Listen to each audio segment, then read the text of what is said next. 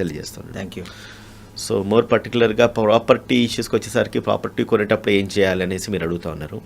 సాధారణ వ్యక్తులు ప్రాపర్టీ కొనేటప్పుడు ఏం చేయరు, డబ్బులు ఉంటే చాలు ప్రాపర్టీ కొనుక్కుంటా ఉన్నారు. అవును, రైట్. దాని తర్వాత ఏమవుతుంది, కొన్న తర్వాత లిటిగేషన్స్ మొదలవుతూ ఉన్నాయి.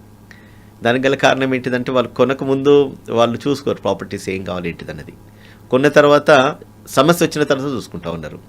సో దానికి నేనేం చెప్తానంటే ఫస్ట్ అండ్ ఫార్మోస్ట్ ఎప్పుడైతే మీరు ప్రాపర్టీ కొనుక్కోవాలనుకునేటప్పుడు ప్రాపర్టీ డాక్యుమెంట్ సేల్ డీడ్ కానీ ఇంపార్టెంట్, దాని లింక్ డాక్యుమెంట్స్ ఇంపార్టెంట్, అన్నిటికంటే ఎక్కువ పొజిషన్ ఇంపార్టెంట్, అన్నిటికంటే ఎక్కువ బౌండరీస్ కొలుచుకోవడం కూడా చాలా ఇంపార్టెంట్.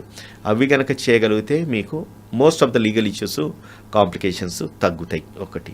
రెండోది, అన్నిటికంటే ఎక్కువ ఎప్పుడైతే మనం ప్రాపర్టీ కొనేటప్పుడు లక్షల కోట్లు పెట్టి ప్రాపర్టీ కొంటాం, కానీ కనీసం ఒక అడ్వకేట్ దగ్గర పోయేసి ఒక 10,000 20,000 లీగల్ కన్సల్టెన్స్ ఫీజు ఇచ్చి ఏ ఒక్కరు కూడా లీగల్ ఒపీనియన్ తీసుకో